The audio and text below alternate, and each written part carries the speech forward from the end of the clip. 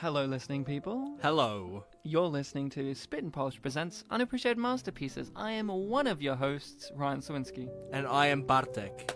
Stop clapping, people. It's just me. Who are those people? Because the listening people are too busy listening. Yes, I know. Some people just see my lips move and they clap, but they're not really listening. I guess they're more looking people. They're clapping people. Clapping people. They've got clap.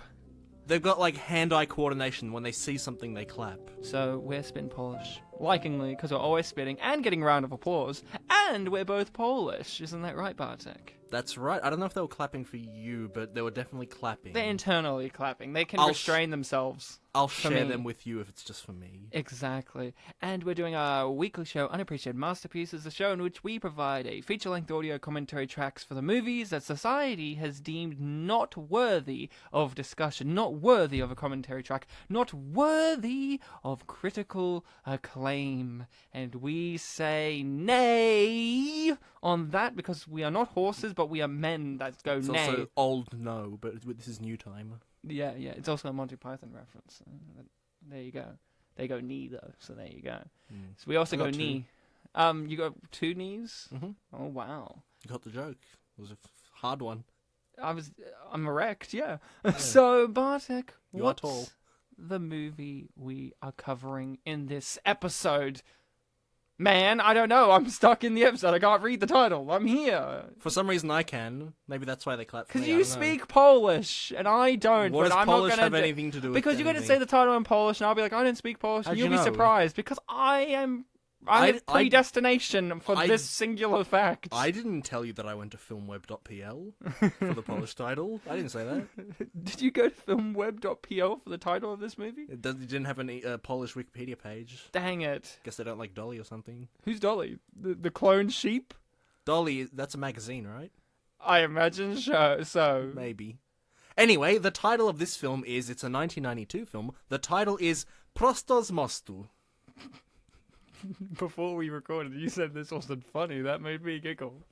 I mean, it sounds like prostitutes are involved already. I said what it means isn't funny, but repeat it again.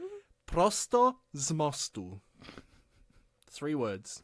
That's 3. It's one of those cases where there's like a single letter word. No, it's just 2. So it's Prosto now I have Z no mostu. chance. I have no chance of guessing what this is. The Z kind of means from, so that's your hint. So something from... Prostitute from... What was the last one? Mostu. Moscow! There you go. Prostitute from Moscow. Kind of makes me think of mosques, so prostitute from the mosque. Wow, okay. Sure. No, the title translates to Straight from the Bridge. You know, it's an interesting sequel to Straight from Compton, but it's an interesting movie. That's Straight Out of. Oh! Or was it Outer? Outer, because they're gangster. Outer, Straight Outta Compton. We're doing Straight Outta Bridge? Straight to Compton. No, what's the movie?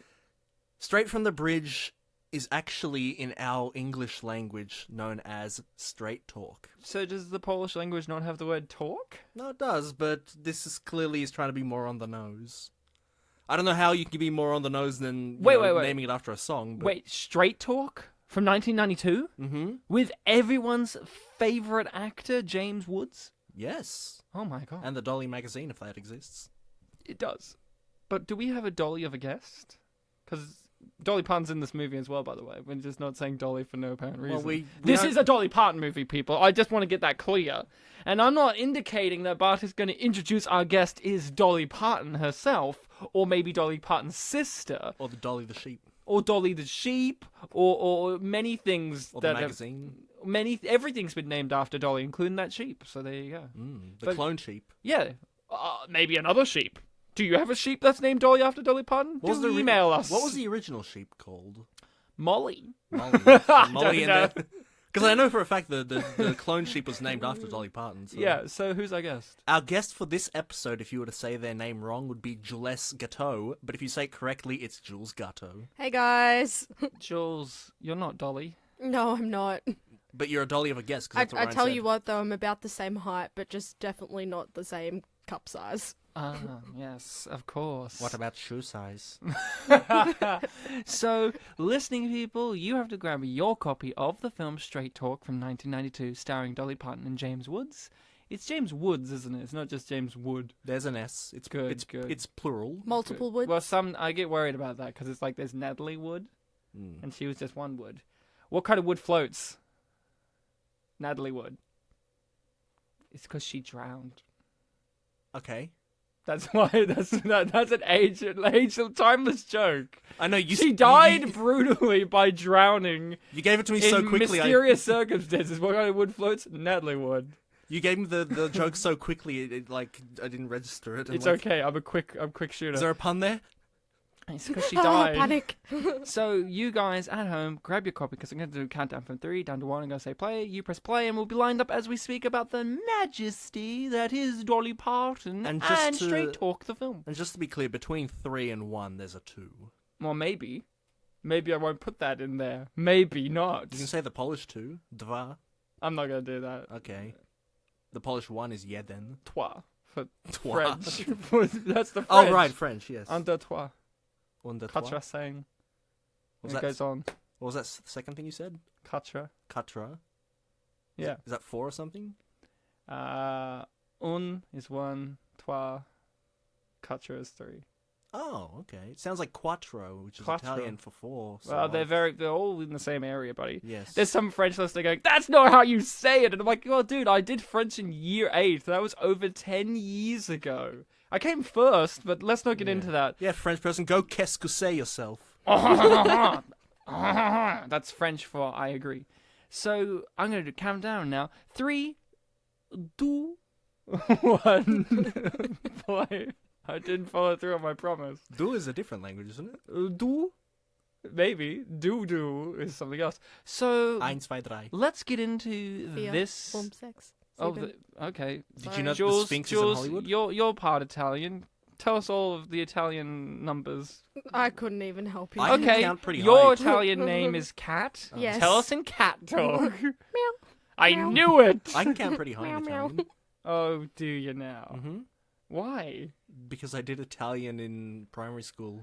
I thought it was just because, you know, you're just such a big fan of Italian food. They wanted to learn their language. They have a weird thing with the teens where, you know how in English the general thing for the numbers between like 12 and 19 are the, you know, the thing at the beginning, then teen? Yeah. Their equivalent for like 17 through 19, they put the teen equivalent first. Ah, nice. So they just suddenly change it. But I've got to ask the important question. That's like German, Oh, those Germans. kind of. I can only count to 10 in Don't get German. us started on Germans. Oh no. So, an ass Oh, grab at the that very was a butt beginning. grab. Oh, there's Ron Livingston. He's literally the first person we see in the film. Did we talk about Ron Livingston already? Okay, Except so that No, before just recording? preface before this. we started, I said Ron Livingston apparently makes his feature film debut in this film, and we've had him on recently for The Odd Life of Tim Degree, and I said, let's keep an eye out for him. I didn't realize he was literally the first person we see in the First movie. man, yeah. Like, we see him before we fully realize it's Dolly. Yeah, we knew that, like, okay, he apparently plays a soldier. Were there any soldiers in this film? I was like, maybe there was at some time, but oh, there he is. We got him. The dancing soldier. He's a big connection for us because we had him on recently. There's a lot of people here that have connections to movies we've done on this show before. There's a long list of people here. Yeah? Have we had Michael Madsen? I don't think so. Yeah. I feel like we have, but also connections for our personal lives because we'll get into some of these people that are here. But Jules, what's your history with this particular feature film starring Dolly Parton? I just watched it this morning, not gonna lie. That's about as far as my history goes. Had you not heard of it before? No. No, So I you had no not. inkling what you were getting into with this? No. I mean, when I messaged you a couple weeks ago now saying, let's do this movie with Dolly Parton, did you prep yourself being like, I'm going to get a Yeah. musical at least? 'Cause that's what she's known for? I definitely thought there would be some either singing or songs of hers. So Well, you got one. Well, yeah. You got one of them. So, Bartek, Yes. were you like Jules and had no familiarity with this movie, or have you got a history here? No, I don't have a history of that. For some reason, I'm surprised I didn't consider whether or not this would be a musical. Because I'm not too familiar with Dolly Parton. I know who she is, and I know What she is. But I'd never really, seen her in anything or looked her up. So this was a nice, liminal experience. Good. So you really didn't factor in any of the musical aspects of this. So what were you If you asked me like, oh, do you think there's going to be a Dolly Parton song? I would have said, oh yeah, sure. I mean, she's the lead in this, so and it happened. But you didn't walk in thinking this was going to be a musical by any chance. No, it didn't cross my mind. Good. I'll get in mind, but when you did walk into this going like, because I had told you we're going to be doing this Dolly Parton movie for like last few months now. I'm like, we're going to do this Dolly Parton movie. And I've been smiling every time. I'm like, we're going to do this Dolly Parton movie. Fun fact, this year, February, it was a toss-up between whether we were doing Kevin Smith month or Dolly Parton month. And we did Kevin Smith, but we just like, we had to get in a Dolly Parton film. Yeah, I was really heartbroken because it's like, oh, I think we're going to heartbroken. You were the main one making the decision. I was just heartbroken because it was like, we should do Kevin Smith. I mean, he's a filmmaker. She's just a film star. I mean, she's a maker of many other things, but not films necessarily. She's just a star. Some might say she makes the movies she's in, and I'll agree with you on that one. But Bartek, actually, what did you think you were going to be getting from this movie before you actually saw it? Yeah, this was one where, again, like you told me what film we're doing like a week ahead of time, and I knew in my head like, oh yes, it's the Dolly Parton and James Woods romance film. I guess maybe romantic comedy. I didn't know for sure. But I forgot the name, and then when I looked up the name on our little list, I was like, oh yes, that's right, Straight Talk. I actually remember this title, Ryan mentioning it. So yeah, I was expecting a romantic comedy where... here's the thing, I didn't know if we were mainly going to be following Dolly Parton or James Woods. So it could have been a thing of like, if we're following James Woods, maybe Dolly Parton's like a manic pixie dream girl kind of character. Wow. But as it turns out, we're following Dolly Parton. Shirley Kanan. Yeah, yes. It's a real toss-up too, because both of them, in their own rights, are huge stars at this period of time. Like James Woods... He was a big name, like he would go on later for our generation to be a bigger name for his appearances in stuff like The Simpsons and obviously Hades in Aladdin. I'm not Aladdin, in Hercules. Hercules. In Hunchback of Notre Dame. Yeah. Wrong blue character, sorry. Wrong blue character, yeah. You got me there, Jules. Hands up in the air. I didn't think of that, yeah. And, but he was a big name. My history with this is I had never seen this movie before doing it for this show. Mm-hmm. We were theorizing or chucking around doing a Dolly Parton month, and I was like, what movies are there to do that aren't 9 to 5? Because 9 to 5's her big movie and one of her bigger songs. Like, if you're not even familiar with Dolly Parton, you know her songs, at least, like Jolene and 9 to 5 are kind of like the two big hitters that you know her. Working 9 to 5? Yeah, working 9 to 5. Well, we've heard that song on this show already. Yeah, exactly. It's called The Love Guru. Yeah, exactly. No, exactly. Mike Myers rendition. And, I was so keen, and I saw this one. It was her last film before she kind of went into more playing just TV roles and minor appearances and things as herself primarily, or versions of herself until like a 2012 film where she played like a movie with Queen Latifah, and she's basically playing herself in that. Like it's kind of like a Dolly character type. So I was like, I want to do this movie, probably her last big movie, because this was like one that people saw and knew of and stuff. And I was like, I want to do this, and I love the poster. This has the best poster She's like sitting of on a any pumpkin, movie we've ever done on this show. Well, entrapment ever. exists, Ryan. But at least in Entrapment, it made sense. This movie's poster is her sitting on a huge pumpkin with the Chicago skyline behind her as a silhouette with a crescent moon, and she's got her fist underneath her chin, and she's looking forlornly. There's no pumpkin in this movie. There's never a reference to pumpkins. At least when we did the film Entrapment, which has Catherine Zeta-Jones in a sexy skin-tight outfit, bending over sexily, and the rest of the poster is Sean Connery's huge face covered in lasers. Or at least those three things are all in the movie. Yes. Even the lasers technically aren't, but they're at least referenced as being something. They're invisible. There's no reference to pumpkins in this. I don't remember. Like, I thought the closest I could get to is she comes from like a. Was it Kansas? Arkansas? Was yeah, it? like a rural area. Rural, and I thought, oh, maybe that's it. Like, it's a pumpkin town. But when we think of rural America, you think of cornfields, right? Yeah, like I'd say maize so, yeah. and cornfields, that kind of thing. When you It's think like of a like Midwestern thing. I think, yeah, like I'm not saying pumpkins aren't a Arizona. thing, but like I don't necessarily would jump to that. But here she is. And guys, did you have an inkling in your soul, having watched movies before, that this was going to be an important scene overall in the entire feature film? This bridge is going to be so important that the Polish title references it. Well, the plot starts from the bridge. Straight from the But bridge. I tell you what, though, it frustrates me because if you look at it, when the money... Well, she's currently trying to get a $20 note off the bridge. Yeah, well, she's desperate. I find it hilarious because 2 notes actually flew off and one actually flew on, like, the actual footpath of the bridge. Yeah. That would have been the easier way to go, Dolly. Yeah, but maybe it was only a $5. Maybe. Maybe she's...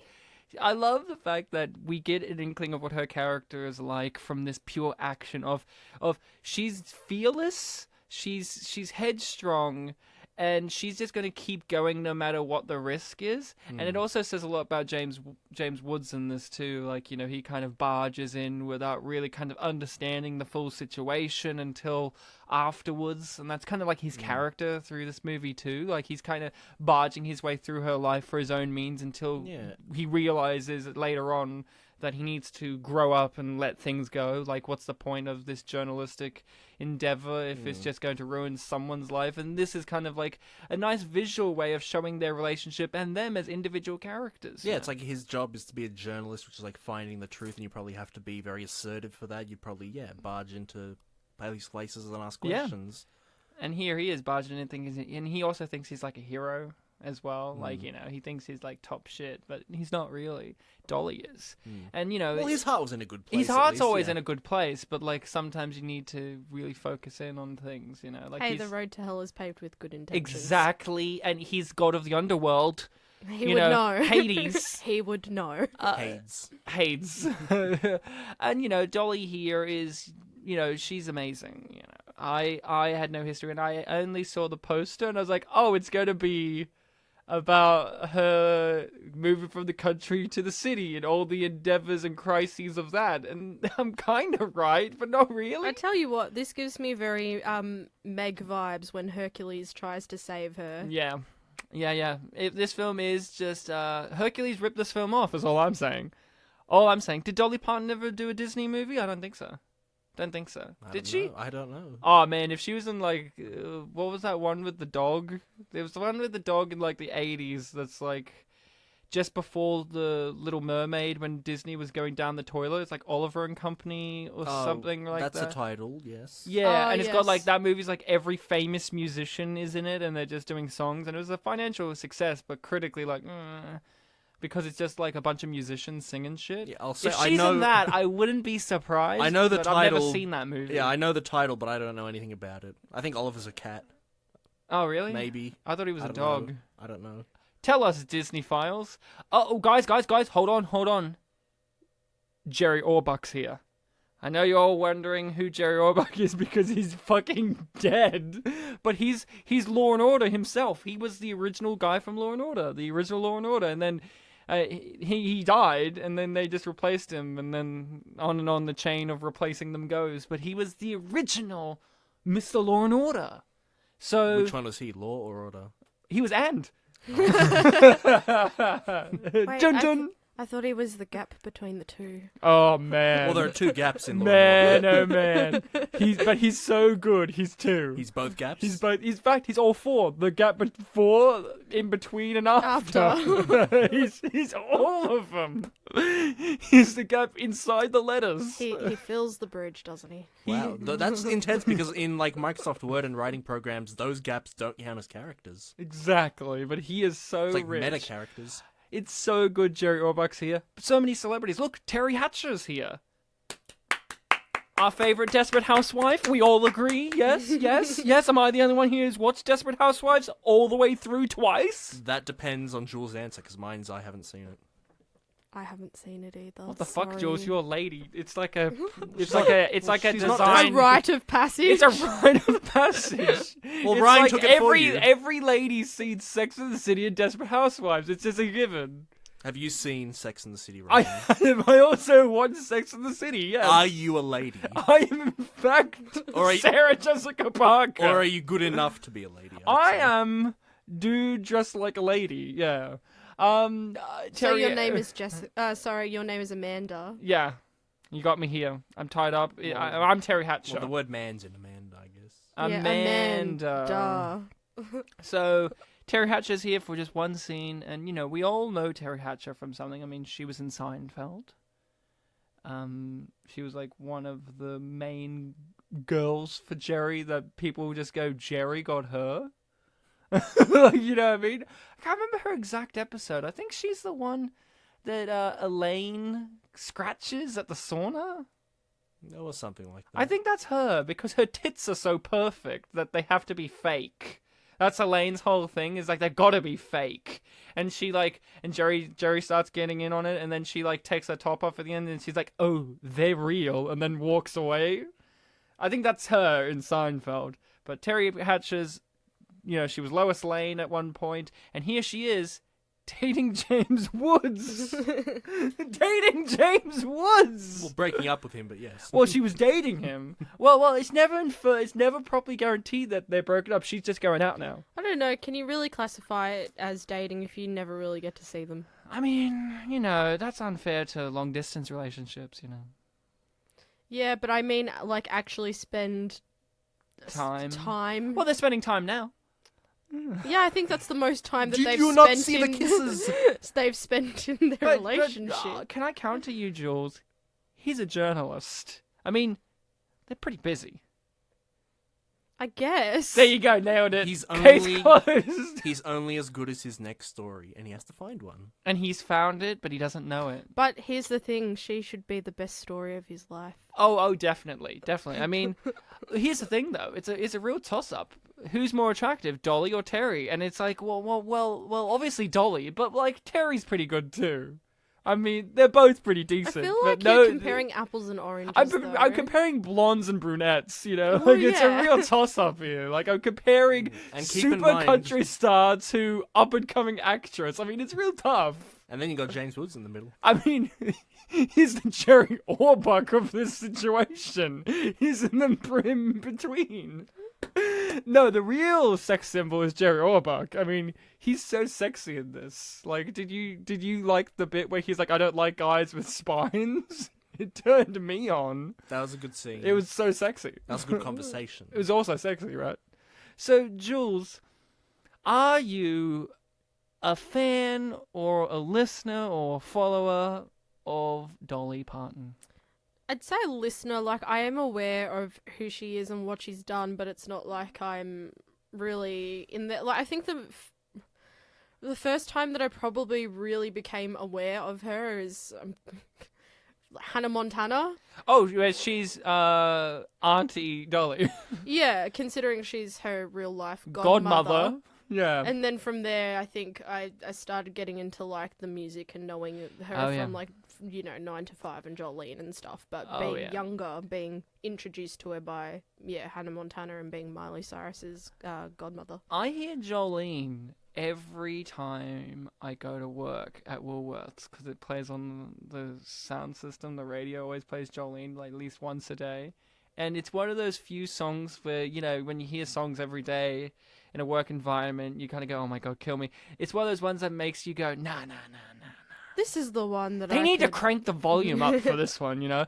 And here's the thing, Bartek, you know. I don't know if you've listened to Jolene, the song. If I heard it, I might recognize Yeah, it. Jolene, Jolene, Jolene.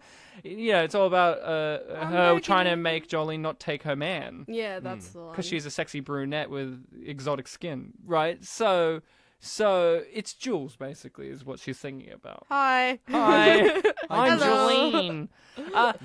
Julesine. I'm Jerry Orbach. So, he's got auburn hair and he's got exotic skin. So what I'm saying is, I've listened to that song pretty much daily at work. But last night, prepping for this, I was reading Dolly Parton facts and I was listening to Dolly Parton. And I did not realize how short of a song Jolene is. It's just 2 minutes long. And it's such an iconic song. You think it's like the traditional 3.5 to 4.5 minute long song. It's 2 minutes, just reaching 2 minutes around. You're telling me it's not like a Hallelujah situation where it goes for like 12 plus minutes? No, it's not like... Can we just applaud that this is probably the best bit in the movie?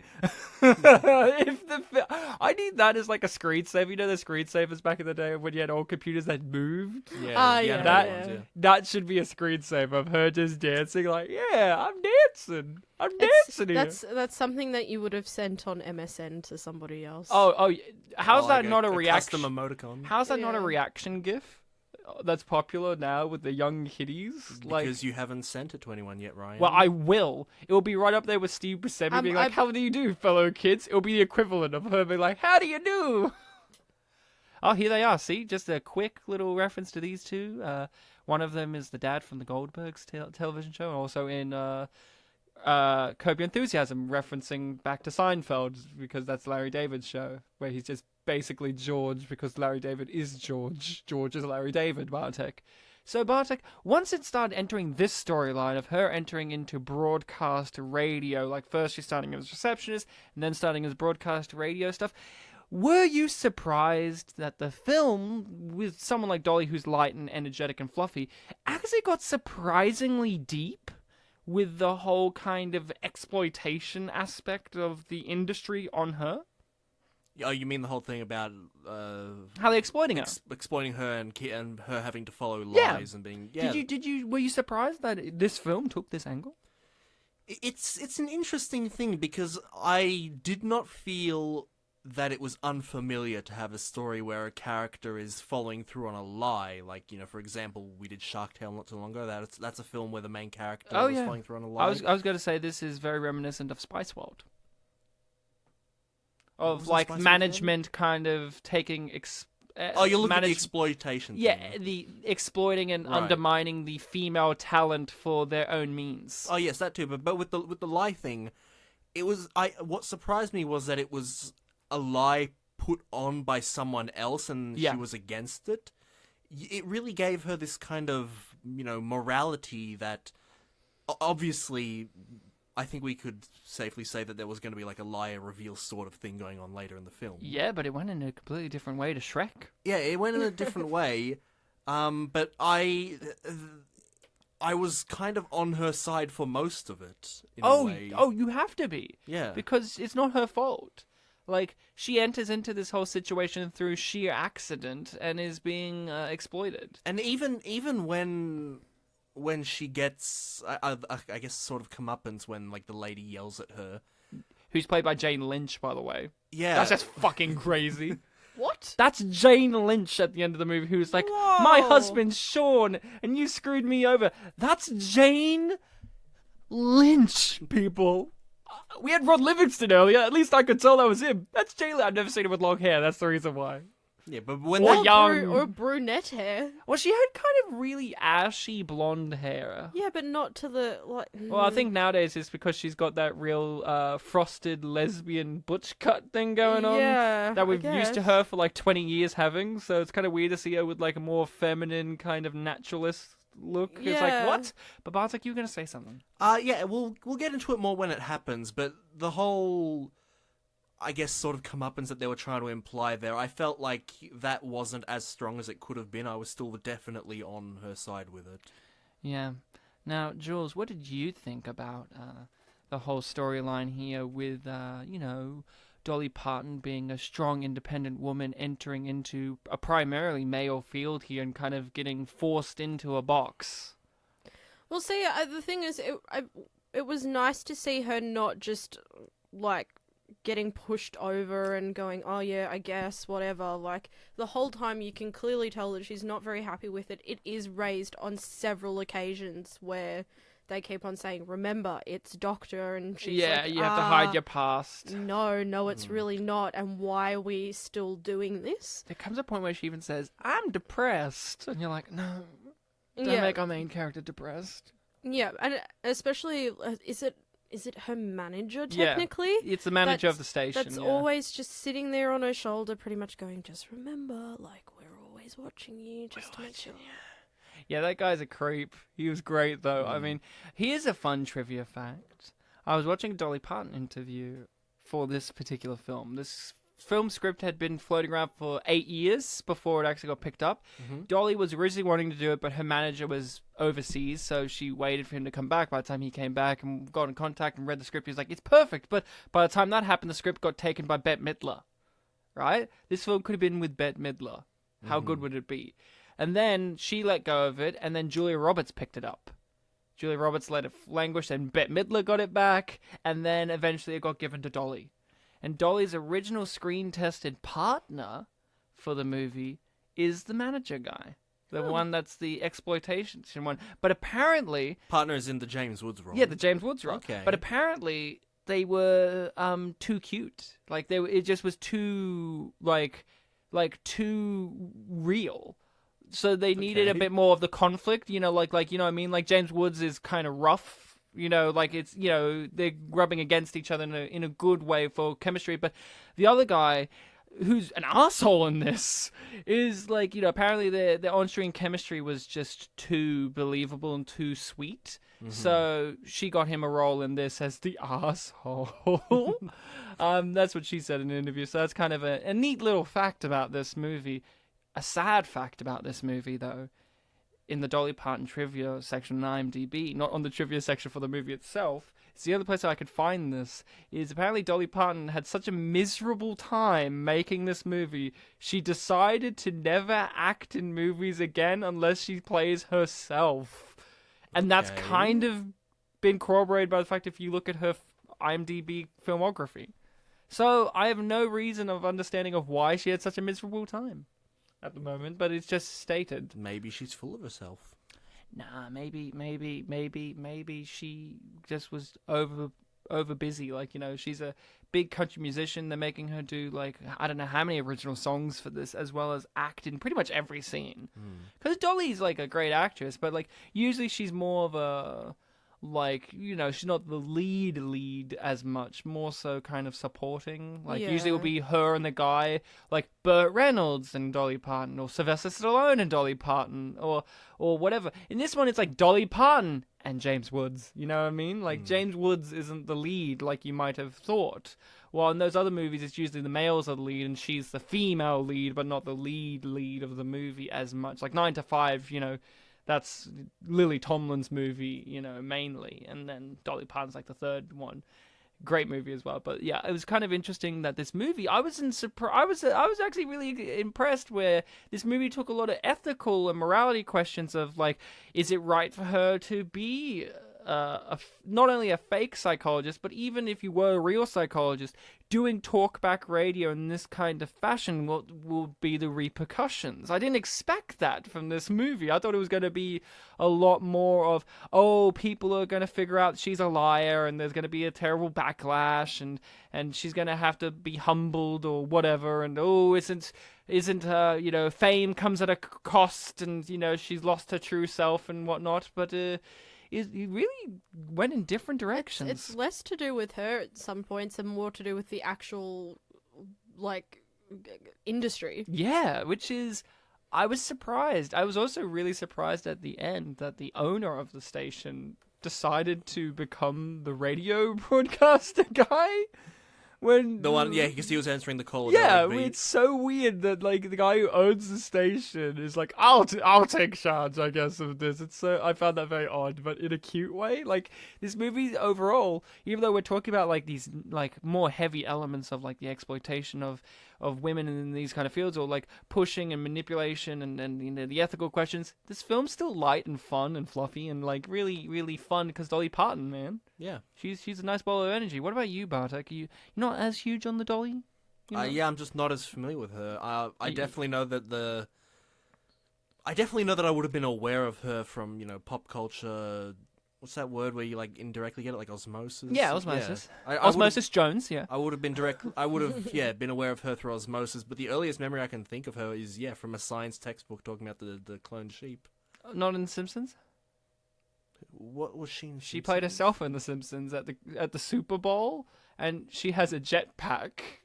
Like they're locked in the Super Bowl prison for doing something weird, and she comes over and is like, I'll help you out, and she grabs out a lipstick and it like melts the bars. It's like a laser, and she's like, I'm off to do my halftime show now, and she's got like a jetpack and flies away because it's Dolly Parton.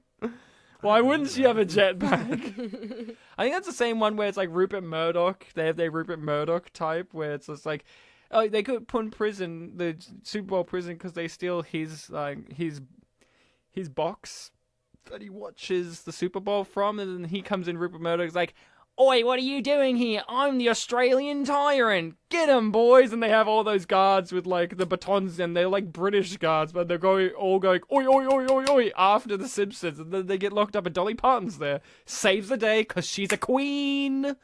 If the Queen died, and for some reason Prince Charles abdicated being king, and God forbid Prince William died, would it be fair if they elected or nominated Dolly Parton to be the next monarch of the British Kingdom? Only if she gives a lot of speeches. Well, they would have to be songs, though, right? Well, that too, yes. There'd have to be a lot of weird analogies in there as well. Now, Dolly Parton's a weird relationship with me because I have You've got a fiance. I've got a fiance and she's not Dolly. But no, it's Jerry Orbach. Love you, Jerry. But I have a very, strict taste in my sense of music. I'm very much into my parents' taste of music. David Bowie, Iggy Pop, Lou Reed, that kind of music. That kind of 70s, early 80s, late 60s kind of glam, punk, rock, all that kind of stuff, right? So Dolly doesn't fit into that. But I've always liked Dolly. I don't go out of my way to listen to her. But whenever she comes on something, like on TV or on radio, I'll just stop whatever and be like, oh, it's Dolly time. It's Dolly time. I love Dolly Parton. I love her. She's amazing. Her Twitter is this character, but if it's on Twitter. So she's just giving straight talk on Twitter. Does she give like sayings and anecdotes from her father? Oh, of course. Another trivia fact is all these sayings that she has are all from her family. So she contacted all of her family members and got all these old classic sayings. So yeah, all these are real sayings. These aren't like scripted ones that they made up. These are all legit sayings that she knows or her family knows. Because Dolly, man, she's one of 10 kids who grew up in a 2-bedroom cabin. Yum, indeed.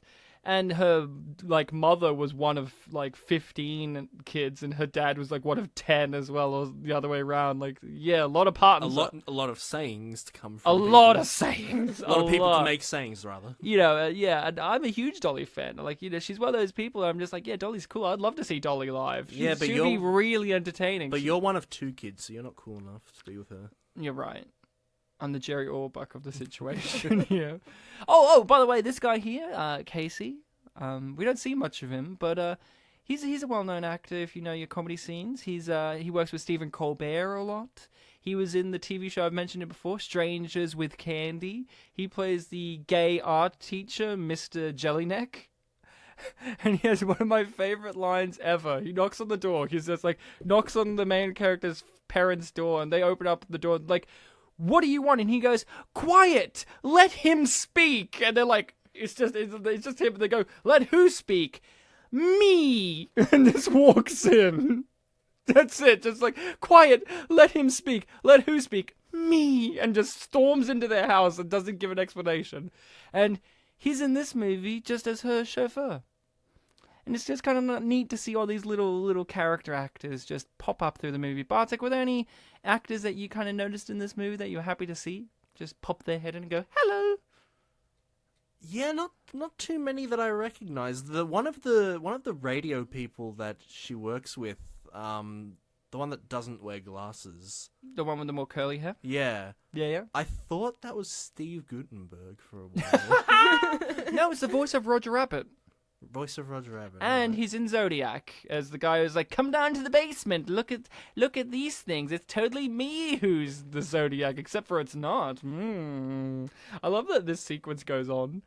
Like, I like the idea that they've been doing this for several hours, and she's just like, I just can't lie. I'm also amazed that, like, he's managed to get it up to $800 a week, and she doesn't even care that that's the figure. She's just like, I just don't want the title. Morals. She's just not a liar, you know. She's just not a liar.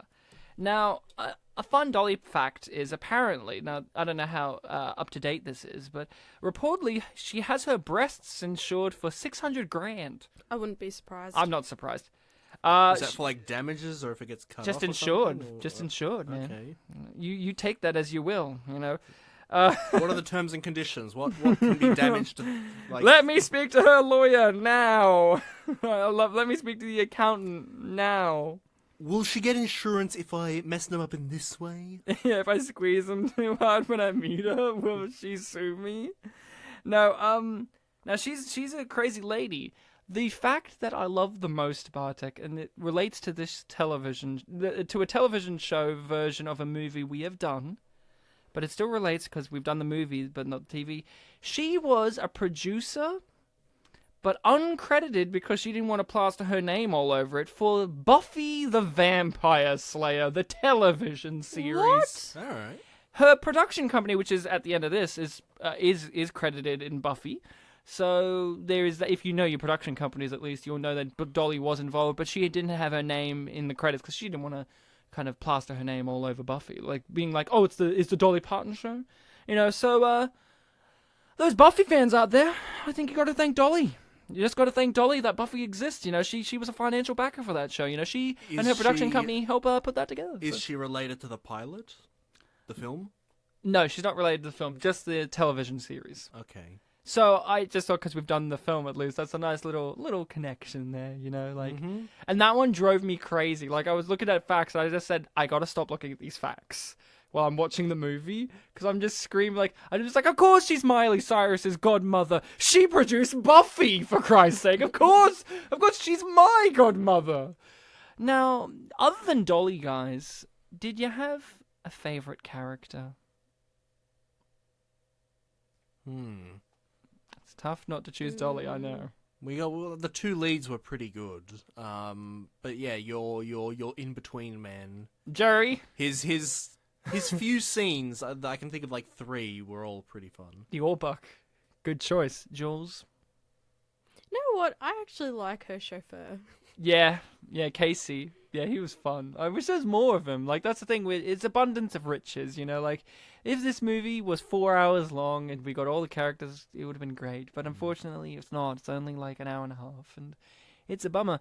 Other than Jerry Orbach and, of course, Dolly, one of my go-to characters in this particular film that I enjoyed, I don't know why, but I really enjoyed Zimmerman, the television host. Yeah. I believe that he has that television show. You He know was when very you watch believable. movies sometimes or TV shows, they're like, oh, there's this fake whatever of their industry, and you just sometimes go, I don't believe it. Or sometimes you go, I totally believe that this show exists. I loved him. I thought he was great. I love the name, Zimmerman. It's a lot of things going on, and he also featured someone else in his particular set piece scene that we'll get into later in the movie, the Doctor character. Yeah. But yeah, Zimmerman was played by Jay Thomas. good job, Jay. You did a bang up job. Now, guys, she's getting successful now, and you can tell because her hair's getting more poofy. in different way, you know, like in that 80s poof. Before it was just typical Dolly poof. Yeah, you can tell there's been a bit of hairspray and a bit of back combing to it. Back combing. Jules, when are you going to dress up as Dolly Parton to a party? This specific Dolly Parton right here. This specific one here, though. You gotta. I'm not hearing a no. Do it to my funeral, please. Okay. Yeah, you're younger than us. You can go. You can go. I'll kill myself now so that you. Well, hold on. Don't force it, Ryan. Don't force it, Ryan. If you make it forceful, it's not going to be as genuine. It's not going to be as sexy. You're right. You have to die in the same kind of insurance deal as Dolly Parton's breasts. No, Bartek. Is there anything you particularly noticed in this film that you want to bring up as a topic of conversation? Anything that kind of crossed your radar? I mean, we've kind of... Obviously, we're going to talk about the film as we go on, but we've kind of generally talked about, a lot of the things so far. No interesting little observations, like there's no pumpkins? Yeah, it wasn't until after the film that I looked at the poster.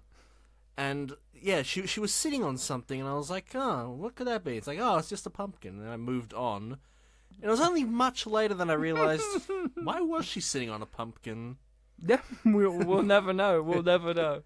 The other main guy in this, other than James Woods, is actually her manager guy, who is a well-known actor. He was the main guy in the American Werewolf in London and American Werewolf in Paris. Is he Griffin Dunne? Dunne? Dunne. And he was in Dune. Dunne. He was in After Hours, the Martin Scorsese stuff and film. And he's one of those working actors. Like, I'm looking at his filmography right now. He's got like 98 things going on, and he's just one of those actors that just keeps, peering in things, just working his way through. He was in Law and Order. There you go. We also got Michael Madsen in this film. Oh, well, let's talk about him and how he's in, 3 scenes, and they're all amazing. Why did I choose him as my favorite character? He's, the bit where he's just, tell her I like this particular cup choice or whatever, and then throws it at James Woods' face is amazing. Also, this guy. This guy was amazing. Well, you just like him because he likes Dolly Parton. Well, it's realistic to life, I like things that are realistic to life. Does Michael Madsen's character like Dolly Parton? Well, yes. Yes, he does. Then we like him. I mean, he clearly likes her. He's Steve is his name. And the original husband she married 3 times was Leland. Okay. There you go. I paid attention, man. I made my notes on this. This is cinematic gold, people. Apparently, she's better than the Deep Pan Pizza for Chicago, which is a bold statement to say on his part. Could you imagine if I introduced Jules as a media personality in Melbourne, and I said, and Jules here is better than, I don't know what kind of food. Avocado toast. Avocado, is that what Melbourne likes? Apparently. She's better than Avo on toast. And people would be like, whoa, whoa, whoa. Avo on toe. Whoa, whoa, whoa, whoa. Jules? Better than avocado on toast? Hey. Get out of here. And then I say her last name is Italian for cat. And they go, get her back here. I like cats. That's Melbourne. They'll say, get her over here right meow. Put her in the cat cafe, dang it. That's where she belongs. As we speak, Jules is wearing a big fluffy coat. So, you could have actually, when I got here, I thought it was like a bathrobe or something. Fun fact, No, Jules is wearing bathrobe. She's just that relaxed. Those 6 minutes late that I was gave you time to bathe. Yeah. At least I'm clean. I'll give the film this, this sequence here, it could have had Dolly dress up super, super sexy, it's a fancy ballroom kind of black tie event. And Dolly's a sexy lady. I mean, she's got those big titties. And the jawline that's just as big as the titties, and she's like a sexy lady. And they still dress her pretty conservatively. They keep it under wraps. Yeah, I mean, it's definitely a little bit more exposed compared to everyone else, but it's definitely not as far as they could have potentially gone. If Jerry Orbach was here, he would have had a backless tuxedo. I just know that. But yeah, I found it like nice that even though they're pushing her to be this kind of object of desire in the industry, she still has her kind of, her conservative nature when it comes to the way she, like she's still kind of, in her way she dresses, still kind of her, even when they put her in those kind of 80s business lady attire, she still wears like a flowery shirt or something that's still a little bit of her own personality, and I find that I guess, very touching. Her fame in the universe of this film is derived from her charisma, so you would want her to, have a bit more going on, like more character. Oh yeah. Yeah, dude. There's a lot of heart in this movie. Like you can see the woman that's currently, the two women that are currently in frame, they got like brighter colors, but you can imagine that like, oh, maybe they're like, wives of someone famous. Maybe they're not necessary. This is just presumptuous, but I'll allow you to be presumptuous here. I mean, she produced Buffy. I'll allow you to be presumptuous here. She produced Buffy, here's Hades, and Jerry Orbach's here. I mean, what else does a film need, huh? The other thing that this film needed was Burt Reynolds as her ex-husband. Like, that's the only thing it needed. They should have shown Leland and it's just Burt Reynolds and he's just like, yeah. And Michael Madsen's his best friend. Steve's his best friend. Michael Madsen, Mr. Blonde himself. Now, what did we think of James Woods in this? And are we as familiar with him outside of animated versions of characters he has played? You know what? The three things that I can think of him from are all voice acting related. Oh, what are a they? TV show, a movie, and a game. Okay, what's the game? Because the TV shows are like Simpsons, right? Simpsons, Hercules, and Grand Theft Auto San Andreas. Oh, what does he play in that? He plays a character named Mike Torino. He's introduced as like one of three members of this gang. So he's a gangster. He's introduced as one of three members of this like underground gang, and he's like the businessy kind of guy. And after you kill them all off, it's revealed that he survived, and he's actually this government agent. Okay, that makes way more sense, because I was like, I do not believe James Woods is a gangster. If you said he was a secret government agent, I totally believe it. And honestly, maybe, because I first played this game when I was 13, maybe I was just a bit of a dummy and I wasn't thinking too hard enough, but because the whole thing with him after he comes out as a government gangster and he gives you these bizarre missions where you get no context for what he's asking you to do, and he's talking about how, like, you see all these hills that we're around, there are guys watching us from all these hills and they can kill us at any time and stuff like that. And as a kid I was thinking like, oh, this doesn't really make sense, this guy's whatever to me. But now growing up I understand that, oh, he's playing this kind of role where he's this serious man with insane connections and there's crazy stuff going on and you don't have any context for anything that he's asking you to do, and it just kind of elevates the character a lot more. Now, although I haven't played San Andreas, I have played Grand Theft Auto 5, and his character's not in that. No. It's a different continuity. He's alive, right? Mike Torino? Is he alive in that universe? The weird thing with the HD era, as they call it, is it's a different continuity from the PS2 era. Oh, I thought with Grand Theft Auto 5 they had some characters. The only exception is the in-game radio has some... Well, what I was going to say was, if in Grand Theft Auto 5 they put in canon that James Woods is an actor who played Secret Agent Torino to play gangster, then it would make 100% even more sense. Because, James Woods, he's a guy. In this movie, I really liked his character when he was a jerk. Like, when he was like... I'll kick his ass, like that kind of thing when he's bleeding. Like, he's such a sniveling little worm of a guy. I liked when he was that, like when he was making these one-liners and like being really crass, like here when he's asking her on the first date where she lost her virginity or how she lost her virginity. That's like far out. That's very forward, but I kind of believe it. You're like, well, if James Woods asked me on my first date with him where I lost my virginity or how, I think I would tell him. I mean, he seems very confident, and it makes me feel confident. And you tell him, I lost it tonight. Yeah, to you. And he'll be like, in whoa, 5 minutes. Panties off. Panties are already off. Now, Jules, this is a pretty intense first date. They're at a 5-star restaurant.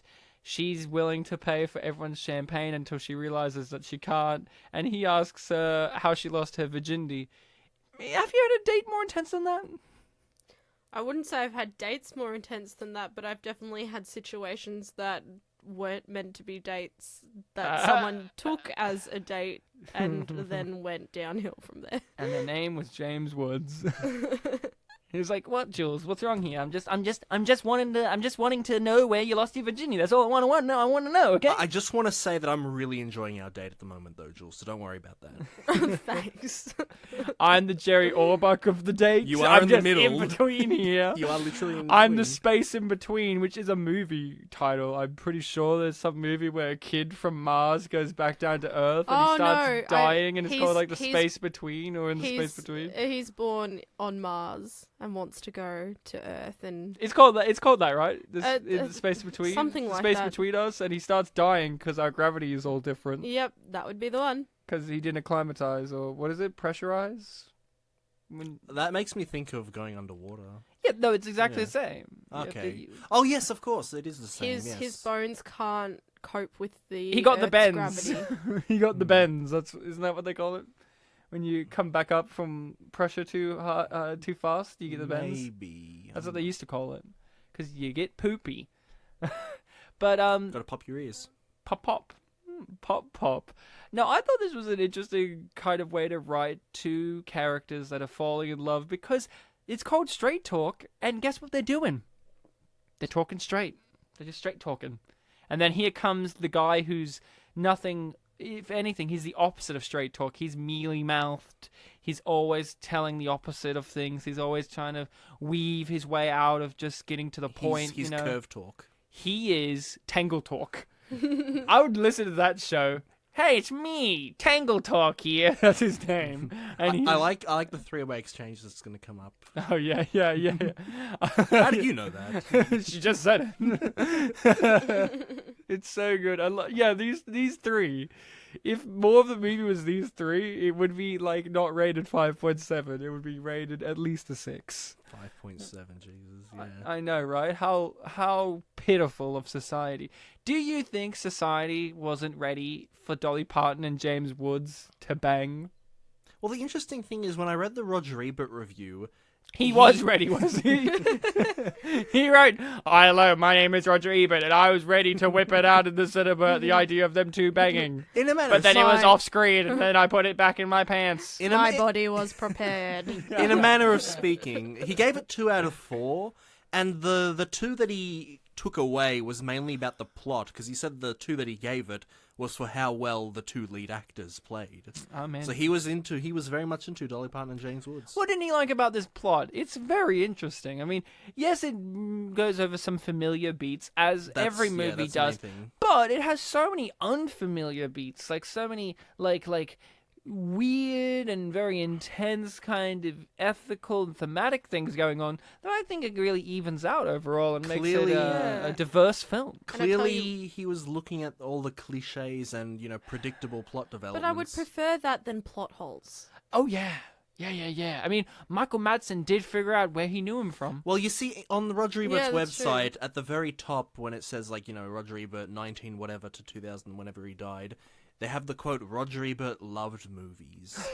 And clearly, I bet he wanted films that were not cliche and didn't have plot holes. Ah, here we go. This is where... This is a great sequence. This whole part of the movie is pure dynamite gold. But you know what's great? She says she's not going to lie. And she doesn't actually lie. She's virtuous. I was gonna, say something similar to that effect. Throughout the film, she's being told to keep up this lie, and most of the keeping up of the lie is done through her. Being that was Sorry. You just put it down. I'm already like, yeah, go Zim. Yeah, that's a good thing about the film. Yeah, it's like if he does this, it's bad, but he's not going to do that. Cut to him doing that. Mostly through her silence, but when she is speaking, she's not really lying. She's telling the truth. I don't think she ever directly does it. I think it's all because somebody else kind of Yeah. puts, like, Oh yeah. you know, Her she's silent- not. she's being silent. Yeah. Yeah. Here's the thing. several times in my notes I did write, I don't think Dolly was given a script. I think that they put her on set and made the film's plot and she just reacted like Dolly would, because I believe that Dolly is this in real life. Sorry, Ryan, you said Dollywood, and it just made me think of Hollywood with Dolly Parton. I think that's her theme park land. Dollywood? Dollyland? Oh, well, there you go. Dolly World? I can't remember which one it is, but I want to go there. It sounds amazing. I can imagine this scene was made through, like, improvisation or something like that. Oh, yeah. Zim, man, he has too much charisma. Mr. J. Thomas. J. Thomas.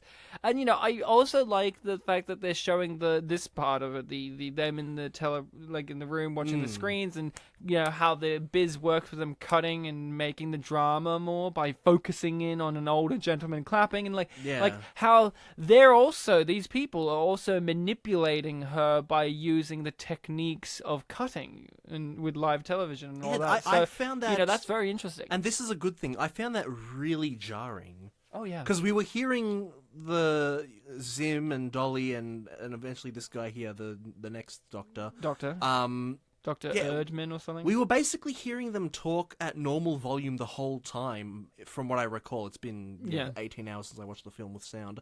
But then we just cut into these guys saying, like, cut to this camera, cut to that camera, and it's like, holy shit, I was listening to something, but now I've been distracted. It's this kind of mania. Yeah, definitely. To the whole thing. Now, can we talk about Dr. Erdman and how amazing he is?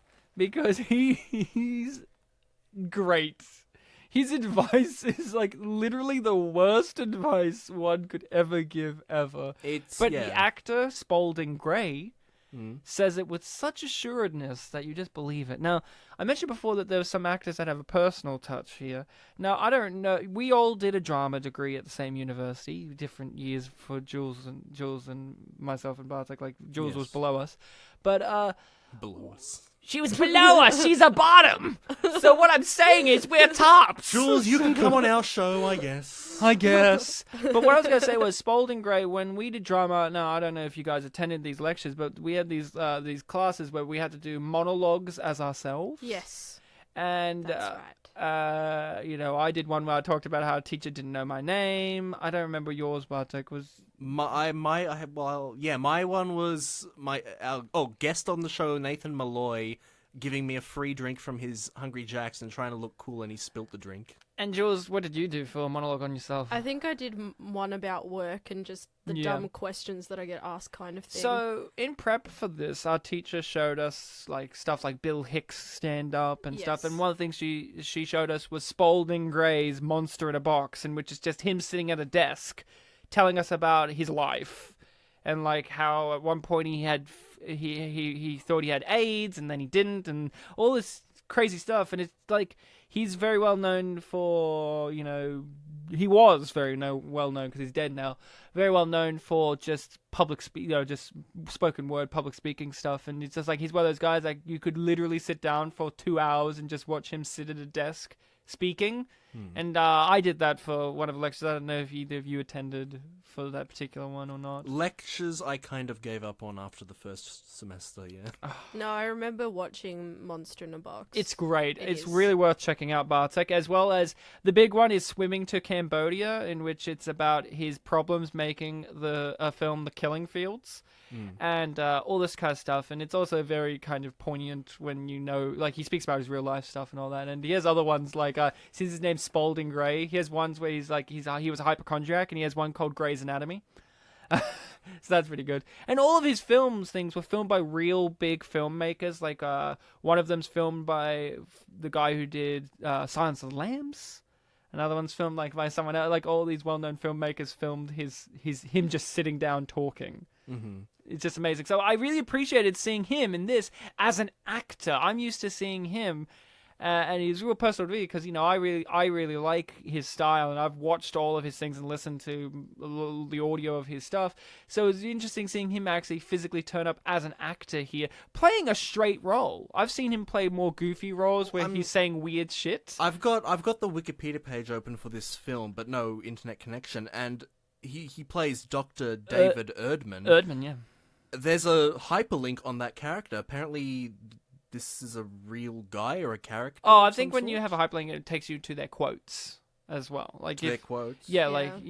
No, the hyperlink that it shows is not a wiki quote thing. It's just David V. Erdman. Oh yeah, page. but so he's like, it's just cool to see Spalding Gray for me turn up in something, and in probably the best sequence of the movie where Dolly's just basically telling stand up for yourself and believe in yourself, and sometimes healing is being able to walk away, which is But I like beautiful. this too when they're actually picking up their cars and she's like, no, I'm not a pink Mercedes, like I'm an actual person. Yeah, and then that plays in later when she's like, I'm just a Pontiac, maybe a Chevy. Yeah. Yeah, and it's just really poignant and stuff. Then also the scene is punctuated with him.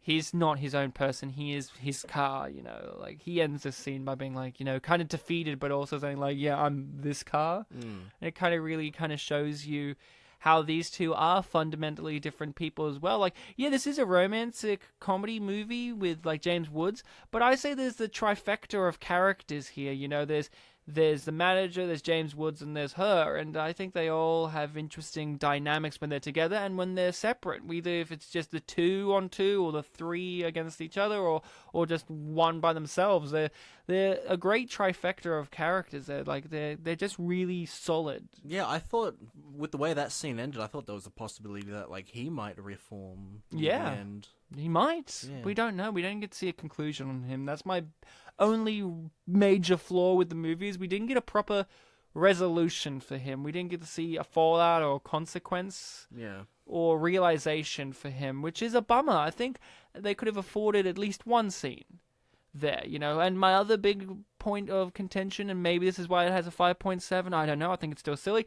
I'm a sucker for romance in my movies, I want more dates. I just wish we saw her and James Woods go on a few more dates because they had really electric chemistry, Like, I had been joking before we went to do this episode, like, oh man, are you excited to see James Woods and Dolly Parton's chemistry on screen? Like, because it's just like on paper, it's an absurd idea because James Woods is known for doing these gritty, kind of hardcore, aggressive kind of roles.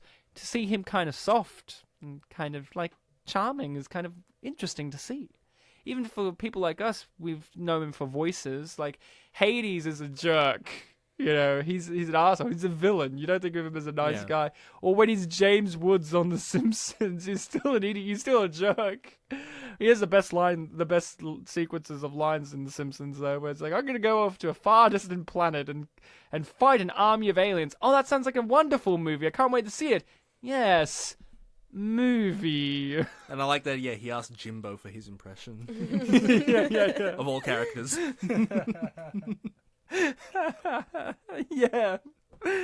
But yeah, man, this is a story about, how success can really kind of take away one's identity. But I still think that Dolly, through sheer performance, still has her character have a shred of her identity throughout even the low points like these moments, She still has what's cooking. I mean, the classic line, what's cooking, Bartek?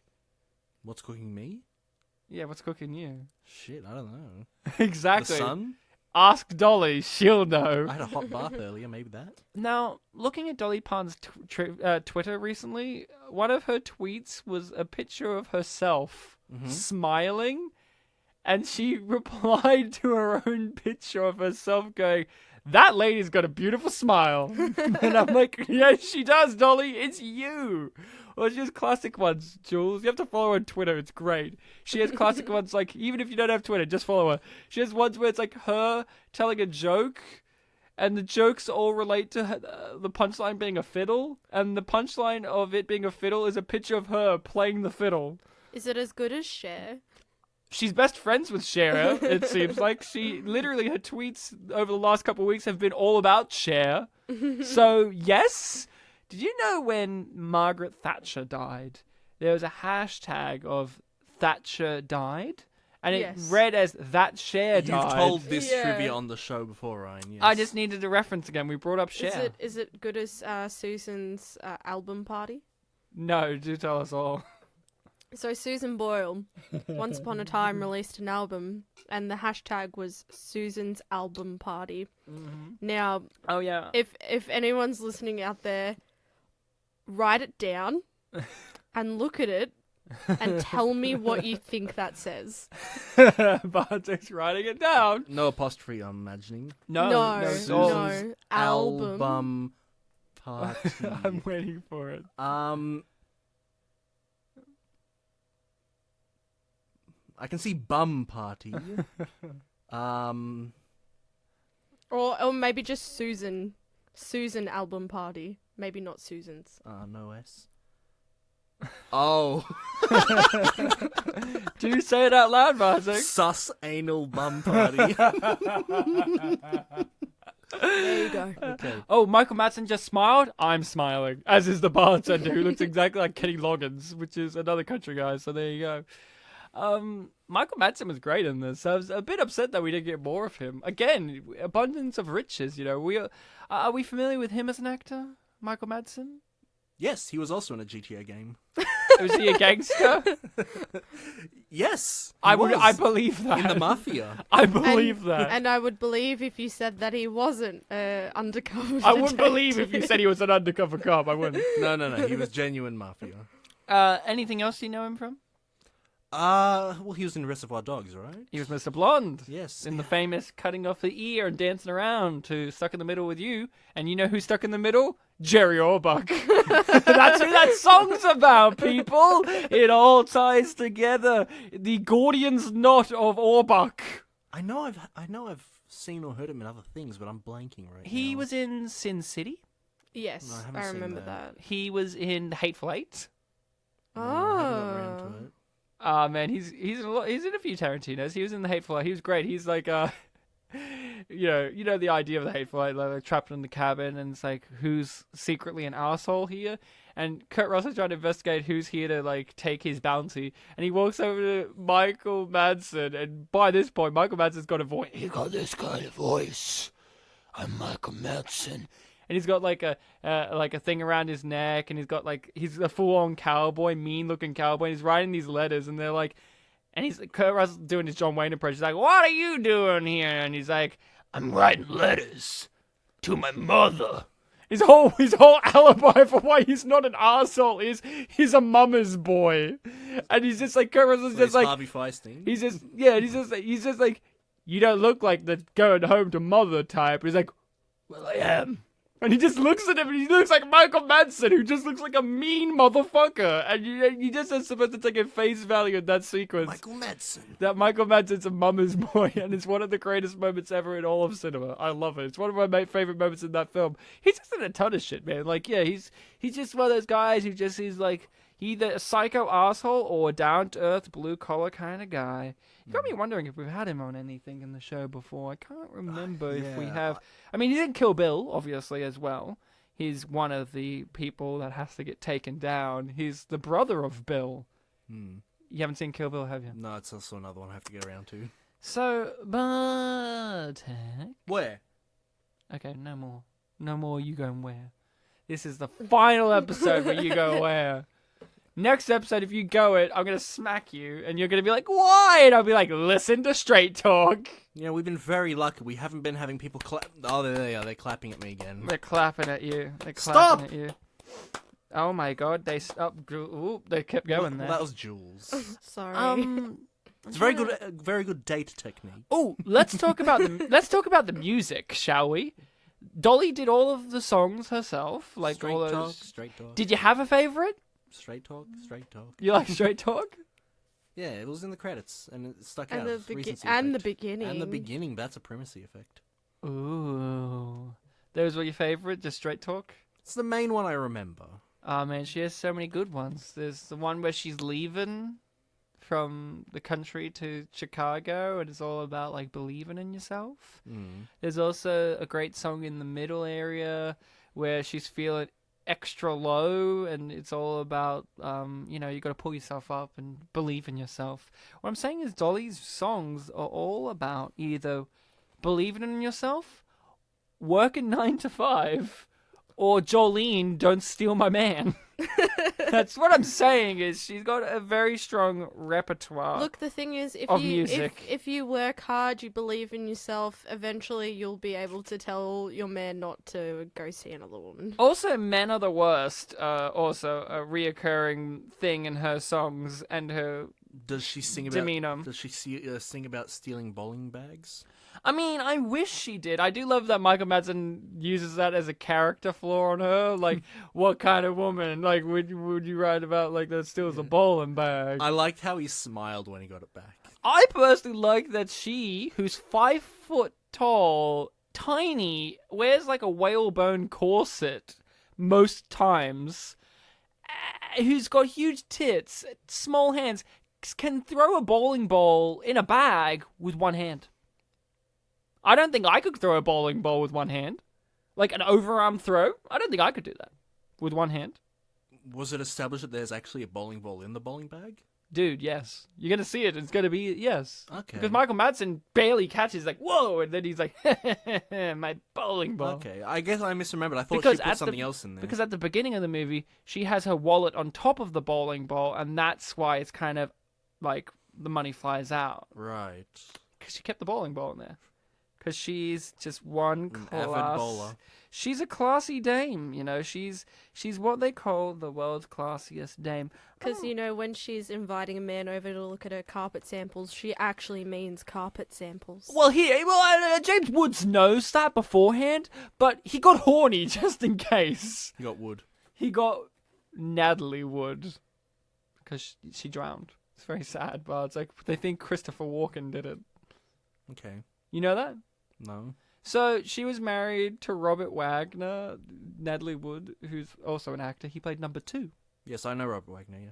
Oh, you do? Yes. And they were having a slightly unhappy marriage, it seemed like. And Christopher Walken was in a movie with her. They were filming it, Brainstorm, and they were all on this boat, just the 3 of them. And she somehow mysteriously drowned, and it seems very obvious that she got murdered, but no one could ever prove it. And everyone's like, Christopher Walken definitely had something to do with this because he's one creepy, weird motherfucker. No, I think it was Harold Holt. I personally think it was Natalie Wood. I think she was like, I'm going to frame these guys. And it didn't work, Natalie. I'm sorry. Soz. I'm not finding him, but he did do the voice of Michael Madsen. He did do the voice of Kevin Costner in Bob's Burgers. Just a fun fact. He really does a lot of Mr. Blonde stuff and is like pointing. Just like, I know you, don't I? I'm waiting for him to cut his ear off, honestly.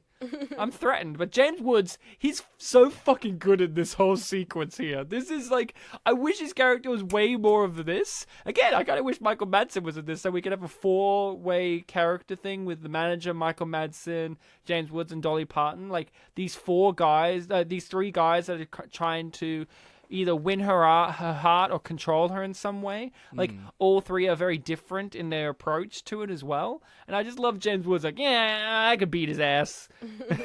I know you, don't I? I'm a mama's boy. So, yeah, I mean, Michael Madsen, he seems like a charming guy. If Jules, you divorced your husband 3 times and he was his best friend, you would date him, yeah? Yeah, or that, and he'd probably just throw me over his shoulder because, you know, I'm about the same height as Dolly Parton, so... Are you smaller or taller than Dolly? I'm 5'1". Oh, shit, but your hair isn't as tall, so maybe you are the same height. That's right. I mean, Dolly's got... One of Dolly's tweets was a picture of her wearing this massive wig, and she goes, as I get older, the wigs get lighter. And I'm like, Dolly... Why haven't they nominated you for Nobel Peace Prize in just peace, not even writing? Just peace. And here she goes, you know what would have been cute? If she used a carpet sample. So The funny thing is that the towel that she's using is almost the same color as one of the carpet samples. I do like that the film recognizes that it is kind of weird that she kisses him while he's bleeding profusely out of his probably broken nose. It's just like a little light kiss, and she's like, screw it. And they just get at it, you know? Now, I'm very happy that Dolly did not lose her lady boner because he got beat up. She's still like, I am ready to fuck. See, Right here. Right here, now. right now. Right here, right now. Well, she knows that he can take. Oh, he could take it. Yeah. I mean, he sounds like he can't. He sounds very shocked when he sees her naked. What it is it's not her tits, because we all know that she's got huge tits. I mean, James, come on. If you saw her naked and were surprised by how big her tits are, I mean, you're not looking. Yeah, mate. it was her mole. What he was surprised by was the fact that she doesn't have legs, but she's a mermaid, actually. No, it's her moles, because he says holy moly. Oh, yes, of course. Holy moly, donut shop. That's a Friday After Next reference there for you, Bartek. Deep, unappreciated masterpiece lore that I'm slamming on you right here, right now. I've only seen one of them. We did it, Friday After Next. Yes. And it was in that one. Yes. Holy moly, donut shop. I love that. I made a reference to something you've seen. I've only seen one of them, Ryan. That's my deep shame. That's his deep shame. I do love that they got undressed very quickly. I mean, she had quite an outfit on. Look, Could if you take off that outfit that quickly? She could have unzipped everything that fast. Kudos to her. I mean, she is little. It means there's less time wasted. Well, I understand There's that. less of a zipper. She's- to unzip. I get that because I probably have the same zipper on most of my clothes. She's rich and So, guys, hear that? Jules gets undressed real quick. she's rich and Hi. famous. She probably had assistants. too. Hi, guys, it's me, Jules. I'm the hottest thing in Melbourne. I take my clothes off real fast. Because I'm little. You'll now know me by the fact that my last name is Cat in Italian, and I can take my clothes off real fast. Have And you fun. can see a cat in Italian once she takes the clothes off real fast. See? Exactly. That's how cats meow in Italian. There's no Italian accent to that cat. It could be any cats. Isn't there... I can't remember which Asian country it is, but isn't there like a whole town that had to move away and just give its town to a whole... trove of cats.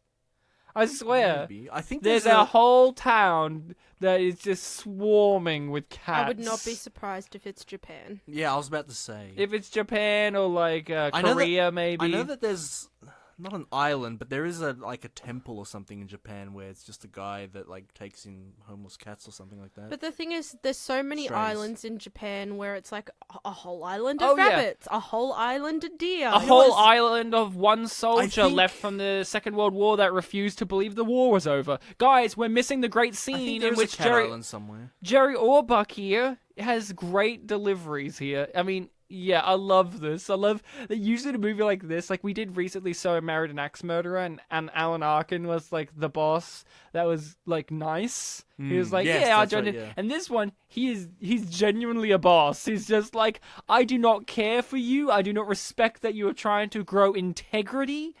You have a spine. I hate people with spines. You fight against me. I hate people who fight against me. I hate you. But I tell you what, this is the one thing where the typical trope is not there, where he doesn't just magically go, here's all the dirt that I have. I've published it already, but Yeah. please forgive me. Yeah, I was happy that it didn't go down that road. It could have gone down that road of he releases the information and then ruins her life, and then he's like, man, I shouldn't have done that. I feel bad. And you have a shot of him sitting at a window with rain hitting it, and he's just like, the rain represents my sadness. And Dolly's sitting at a window with rain hitting it, but they're facing, in the frame of the shot, they're facing towards each other when you look at it, and maybe they do a cross dissolve where they're looking at each other sorrowful in their different shots. You could have had that sequence, and then you had Dolly singing Jolene, Jolene, Jolene. 99 cents for an object is, man, the 90s, right? Oh man, remember when things were cheap? What, when you could actually get lollies for 20 cents? Oh man. You know what's really disappointing? I grew up in rural Australia, and I don't know if either these candy things existed purely there, or I just cannot find them because time has moved on and they got rid of them.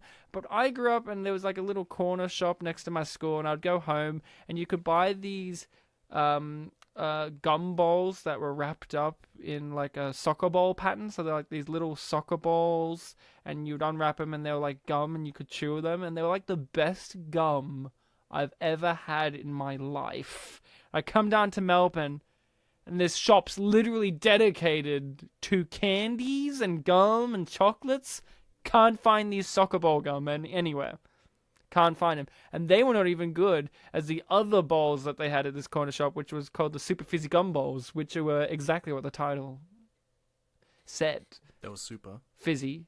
And they were gum balls. Mm. And the best ones were the yellow ones, which is usually the opposite of things. Like when you have gummy bears or when you have usually green and yellow are the ones that people go, I don't really care for those ones. I used to get sick from like lemon flavored lollies, I think. But the Sugar Fizzy Gum Balls, the yellow ones, well, you want that sugar fizzy, and you get that shit, that citrusy or like the. Oh yeah, the citric acid that real fizzes up. I'm getting great catch. I mean, it literally went right into his glove. I said this, and it's actually quite impressive. And I know you did it with just his hand in his pocket as well, and then caught it. Like, it was just so impressive. Now, this scene's heartbreaking, Jane Lynch is here, looking completely different. Yeah, I'm really gonna look out for it. It's her. Here she is. It's Jane Lynch, people. That's Jane fucking Lynch. It's crazy. So, yeah, Jane Lynch is just here to tell her, man. I mean, you could tell because look how tall Jane Lynch is. She's like she's towering over. 'Cause Jane Lynch, tall lady. This little Dolly Parton, she's like not tall. So yeah. Holy shit! Yeah, I can't. It's crazy town. Weird.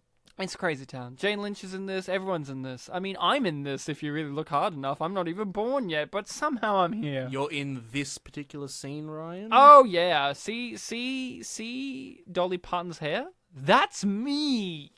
I'm the hair. I know you're shocked. I'm shocked too, man. It's just a lot of things going on. So, Bartek, on a scale of 1 to eyes falling out of your face, how sad did you feel during this sequence here?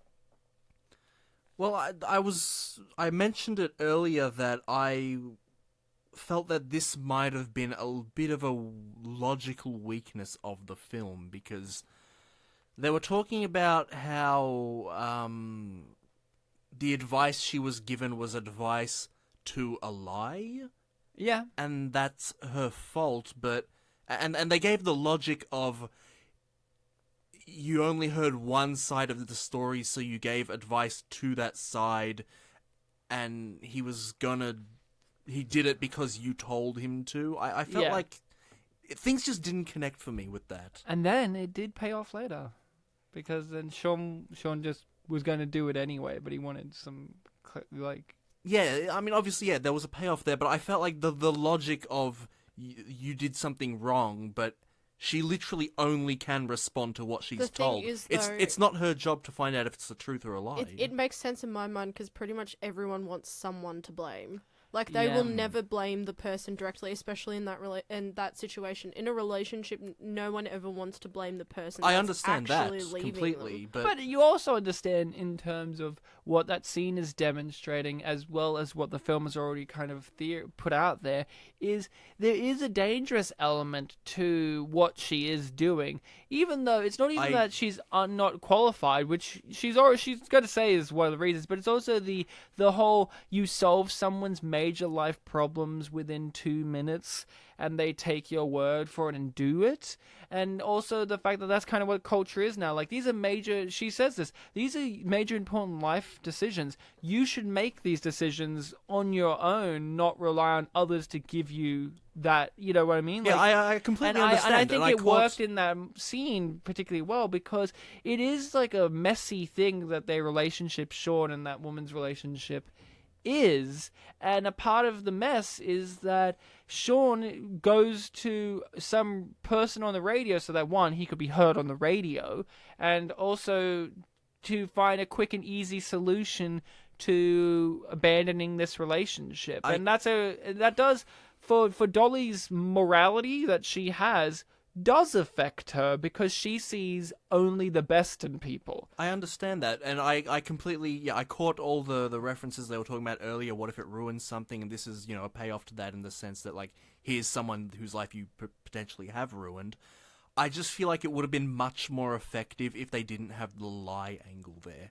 Like, if she got, like, a truthful, a story, and she gave advice and it didn't pan out well. But I think it also... But yeah, I understand what you're saying with that. I totally understand. But you give it a 7 out of 10, right? For emotionalness of the scene? I give it the full 10. 10, of course. Crying your eyes out of your face, of course. I'm just saying, we could have gone 11. But I think you're right. But also I think they were trying to do that angle of... It's dealing with her moral compass code of realizing that people aren't truthful all the time, because she lives in this kind of optimistic sphere of things in which people are truthful, and she's countered with that earlier in the movie she's countered by that with James Woods, where she's like, you lied to me, and he's like, and you've lied to the whole world, and she goes, that's completely different, and he's like, no, they're the same thing, and she doesn't understand that, and that's kind of here, the scene is her really truly learning what lies do, and how they are big and small, but at the end of the day, they're still hurtful, and they lead to major consequences in the end, and that's what she does here, is she goes, that's it, I'm changing, I'm going to tell the truth, because that's who I am, and I haven't been that. And I think that's really powerful. Yes. You know what? Since there is a theme of lying, I do have to give it to the film. Yeah. Yes. Yeah. It's pretty emotional stuff. And, it's a sad scene, Here she is walking out. But I love that this is an optimistic world in which people want her back. They don't feel wounded. Like, this could have been really like a sad drama fest in which everyone turns against her. You have that scene where the newspaper spins to the camera and has like, she's a bitch or something. Oh yeah, like she's a phony. If we really charlatan. Yeah. If we really think about it hard enough, the whole reason why they had to keep up the lie is because the boss, who is a pretty nice guy from what we can tell, the main boss, the Perlman guy. This guy whose accent I couldn't figure out. Yeah. Sometimes he sounded Polish. Like, sometimes he had this thick European accent that reminds me of, like, your mum's accent. But then he would also speak with a Chicago accent. I'm like, where's he from? It's been too long since I heard it. But, yeah, the whole thing kind of started because he wanted a doctor. And when he got what he thought was a doctor and he realizes it's not a doctor, he realizes, hey, it worked. I like it. And I also really like that he wasn't like, "Bah, she lied to me." Yeah. Like, there was no, that kind of thing. And I think also throughout the film, they really showed that what people liked about her was her. Yeah. None of the construction that the manager was doing. Like, yes, publicity-wise, but, like, the people actually who were fans liked Dolly for Dolly. Like, they liked Shirley for Shirley. It's like, well, yeah, what Jules was saying earlier. She doesn't really outright tell a lie. She just has to, like, put up with a big one the other people made. The biggest one is that she has this qualification. Yeah. So the thing is, most of the time on those talk shows, like, if they said, hey, we're putting a random on the radio, no one would ever call up. But as soon as you put a qualification behind it, they're like, oh yeah, sure, I can justify. Well, they should have oversharing. They should have wised up when she said that she went to screw you. That's clearly not a university. Oh, definitely. Yeah, but it was definitely more. But do we know that for fact, Bartek? We haven't gone to American colleges. They are very different. They have a place called Brown. I mean, isn't that a British one? No, Brown University? Isn't Brown one of, like, the most major Ivy League? Yeah, in America. In America. I thought Brian Griffin went to Brown. I'm telling you. Of something else. I'm thinking of whatever Emma Watson went to. You mean Hogwarts? NYU? Oh, I did it. Cambridge? No, she went to a British one. Oxford? I don't know. I swear she went to NYU. I thought she went to American. I thought Cambridge was a British one, is it not? Yeah, Cambridge is. Yeah, she is, yeah, Cambridge and Oxford. Yeah. She is. Like, well, here's a little fun fact about the boss of the movie, the kindly old gentleman. He was Philip Bosco? Yeah, he was a guy in First Wives Club, which is kind of like a... Is that the Tyler Perry one? No, it's the one that's got Bette Midler, and it's like 9 to 5, and we referenced it heavily when we did The Other Woman. Like, there's always those kind of movies where it's like the wives or the girls taking revenge on the evil guy, 9 to 5, First Wives Club, and, he's in that as an uncle, so that's kind of cool. And he was born in Jersey. Jersey, and he only died last year at the age of 88. Mm. And what a handsome man. I'm just looking at him as an old man, and he's like, oh, he was in Law and Order. There you go. So he worked with Jerry Orbach again. Like, he literally worked when they were both, when he was at the live. They were both bosses in this film, Ryan. Oh, yeah. Now, oh, God. Now, didn't this scene just make you well up with sweetness? Oh, this was cute. This was so cute. Like, there's so many great, iconic romantic movie moments, like John Cusack with the speaker above his head in the rain. This is that for Dolly, you know? Like, man, it just made you want to well up. And I love that there's a payoff to the whole angle of him kissing her on this bridge, and it's like, you're going to kill me? And then the cops come along and like, yeah, he's killing her. I actually thought they were going to fall off. That would be like the comedic beat or ending of the movie. Yeah, the kind of bookend. Like the bum. I did love, though, the comedic beat ending of the movie of the mid-credit cut to her giving advice. That was great. She's just so on top of it with the guy who's like, I want to be a woman. And she's like, got 2 pieces of advice for you. Don't perm your own hair and don't wear heels on a wet lawn. Then moves on. But this is so progressive considering he goes, like, I would like to go on a date with someone whose name begins with S and ends in E. And she goes, Shane? No, she first goes like Simone, and then he's like, I know a guy called Shane, then date him. And then well, here's the thing.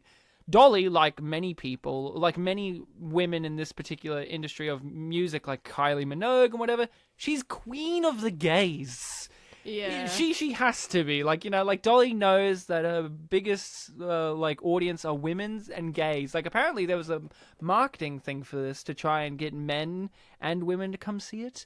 But it only really worked for women and Dolly Parton fans. Yeah. And that's kind of like, you mean gays? You can say the gays. But I could have sworn the trivia mentioned that it was like when couples went to see it, the men liked it. Yeah, that was the pitch for it. Right. Oh, that was the intention. Trivia, like the intention, but to get men to go see it as well. But instead, here it is. Go. And of course, you know, Dolly, such a class act. I like this guy in the background making food. He's got the hat, yeah. It's really typical because she goes topical. Sorry, because she goes, "What's cooking?" Yeah, well, that's her catchphrase. You know, what's cooking? I mean, you know, here's the thing. Movie's kind of over. You know, she's still giving her advice in their song and whatnot. But wish it wasn't over. You know, it's like this is one of those few movies we've done on the show where it's like, wish it wasn't over, man. Wish this was longer. You know, there's one more joke I can tell, but I have to wait for the credits to get to the part. Oh yeah, man. Yeah.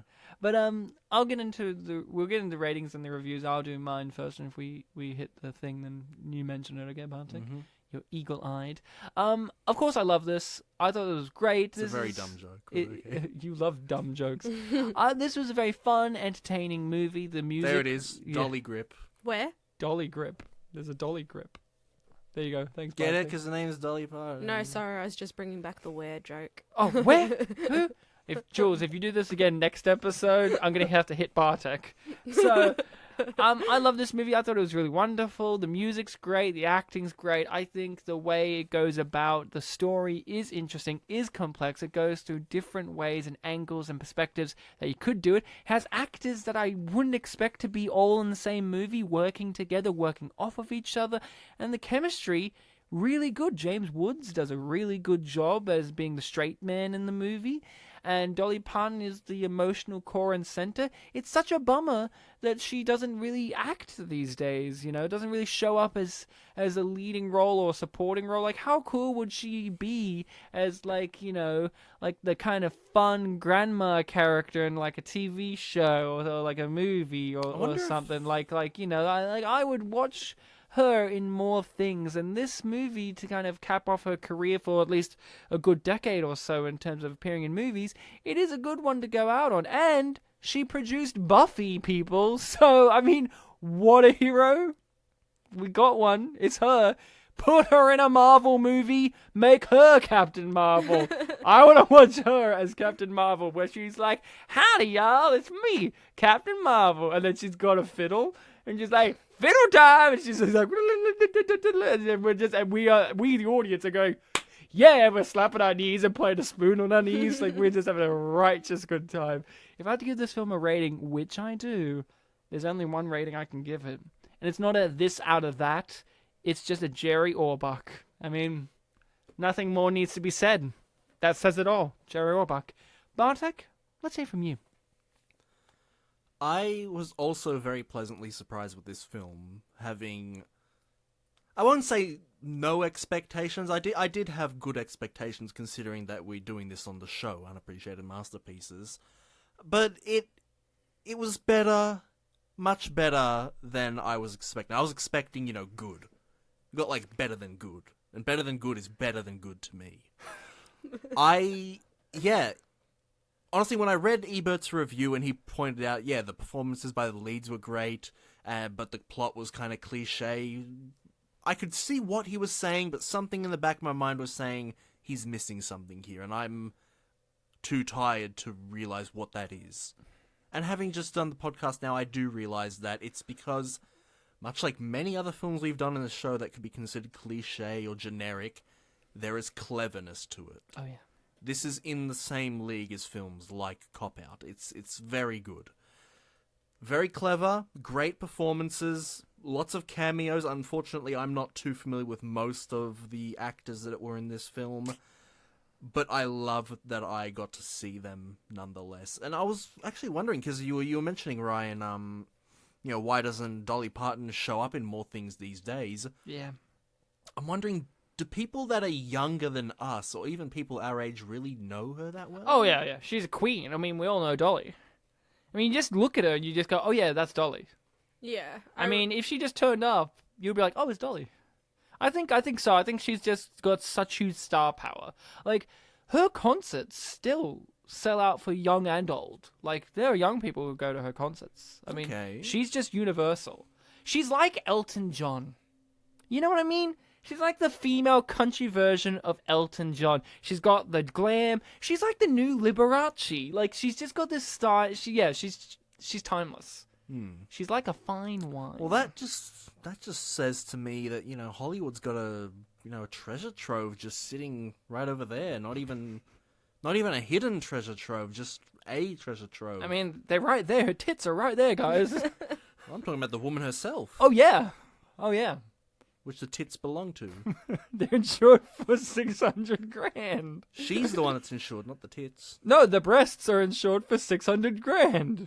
No, but I'm making a joke that the tits are the... She would have to sleep on her belly, right?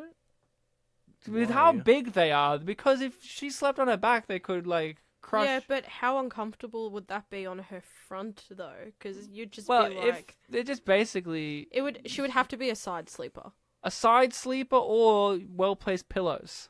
Yeah. But she can't sleep on her back, or else they would concave in the weight on her ribs, because she's such a tiny woman with a huge bust. That's a thing. It depends on how heavy they are. Yeah. She has made a joke that she's got called out for. She made a joke in 1992. She made the same joke in 2013, and with the internet, people were like, we know you made this joke back in 1992 too. And she's like, howdy y'all, I didn't know. She says that people ask her about her breasts, and she just goes, I pump them up every morning with a bike pump. And it's just she said that in 1992, she said it in 2013, and people were like, Dolly repeating jokes? No. The people got enraged. Do you have a rating? 21 years is enough to repeat a joke. Not if you're Dolly. Not if you're Dolly. Should have waited 22. She's got so many good jokes on her Twitter, guys. I mean, I'm telling you, it's amazing. So, do you have a rating for this bad boy? I give this film 21 years out of Michael Madsen's bowling bag.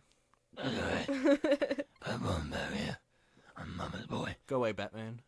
He could have been Batman. Could you imagine him as No, he would be a great Harvey Dent. He would be a great Harvey Dent, wouldn't he? Maybe. Yeah. He would be like, hey, Batman, it's me, Harvey Dent. And then the Harvey Dent voice would be like, yeah, it's me. It'd be different. So, Jules, let's hear from you. A review and rating for Straight Talk from 1992. Well, if we're straight talking or talking straight, I actually again was pleasantly surprised by this film. I get the whole kind of cliche of it, but there were some tropes that they actually avoided, which was nice, and a surprise. The chemistry was great. I think there are a lot of messages and questions that this movie brings up with, I guess, morality and ethics that can still definitely be applied today. And I think just having a strong female lead who is very true to herself throughout the whole film, even though, you know, she was pegged with a lie, was refreshing. The fact that she didn't really play into it and tried to go out of her way not to play into that lie as much as, I guess, what other films really ham it up to be, was great. Do you have a rating? Yeah, I would say it deserves all the honks at midnight. Oh, definitely. Definitely all the honks. All the honks and more. Yep. The population's increased since 1992. So, Bartek, Internet, did What it about have an it? opinion on Yeah. this particular feature film? I guess it did. Why are you asking me? Oh, you usually gather them. Do you have any? Oh, yeah, I have. Jesus! By Jerry Orbach's Ghost! I do have them. Jesus next to Jerry Orbach's ghost. Well, some might say he is Jesus, Jerry Orbach. I'm not saying it. All those J names sound the same. Yeah, Orbach, right? Sounds like Nazareth, yeah. Jesus Nazareth.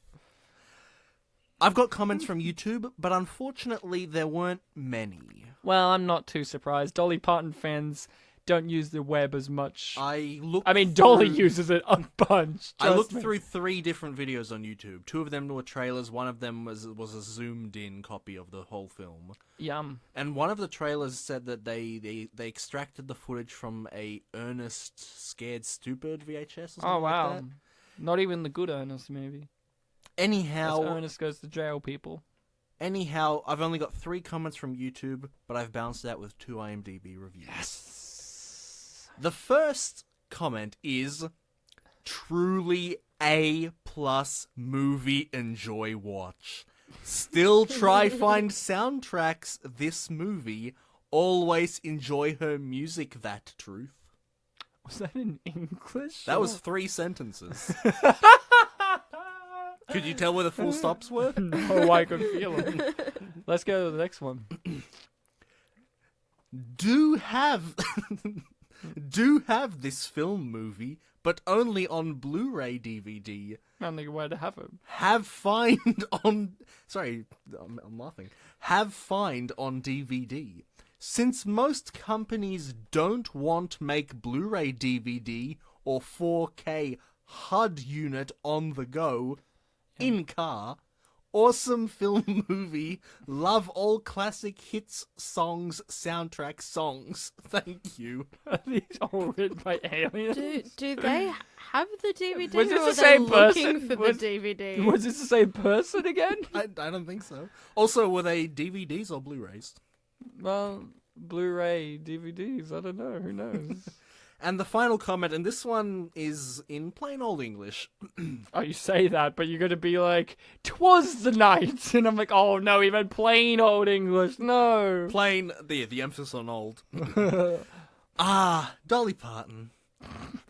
Yeah? That's it. That's the comment. Right. That could have been old English. Dolly Parton. And now we come to Yeah, they said like, Dolly Parton! I would argue that R is not English, but Ryan, Arg! you mentioned in the scene with Jane Lynch that you were in that scene. I was in it. Yeah, That's me. that's interesting. I'm in it. This So if review, this person has something negative to say, or they're claiming that they're in it, I'll fight them. this review is titled "Background Was Interesting Experience." Ooh! In all lowercase. Only the titles are all in lowercase. don't worry. What year was it? This is from 7th of May 2005, and it is a 5 out of 10 review, but they don't really have anything bad to say. Okay. Maybe they meant 5 out of 5. Maybe. I was an extra in this movie. Would never do it again, although I'm not sorry I did it. Okay. Dolly Parton was so neat to all of us, much more than the, quote, lesser actors in the piece. Received $50 for standing in the rain without a raincoat. Over a 12-hour period, you can see me jumping up and down in the scene, brackets. This was acting designed to show how interested I was in what was going on. where Amy Madigan confronts Dolly about advice given to her boyfriend. When we saw this film in the theatre, my daughter and I completely broke up. Of course, no one else in the theatre could understand why these two fools were nearly rolling on the floor laughing. Wow. That was really emotional. Was that it? That's it. I mean, it was an interesting take. I hadn't heard that before. I was there, of course, and I can tell you everything she said was, they said was true. I mean, yeah, Dolly's neat. I mean, what a fact. I'm sorry that wasn't in Dolly's trivia. I'm going to put that in there now. She is neat. The next review... 5 out of 10. The next review is higher than a 5 out of 10. The next review is titled, Somewhat Addictive... Heroin, a review. It is from the 11th of November 2005, and is a 7 out of 10 review. Ooh. There's something about this movie that keeps bringing you back for more. I bought the video used for about $3, brackets, the price is why I bought it, and was pleasantly surprised, and watch it again and again and again. I notice other viewers who have done the same, and can't help but wonder what it is. I have even seen lines from this movie quoted in magazines, brackets, attributed to Dolly rather than the scriptwriter. Well, some people might say Dolly is the script. There are some gaping goofs, of course. Suddenly, Jack says, "You probably think you just heard a doorbell, although no doorbell was rung at all." Brackets, maybe they fixed that in the later releases.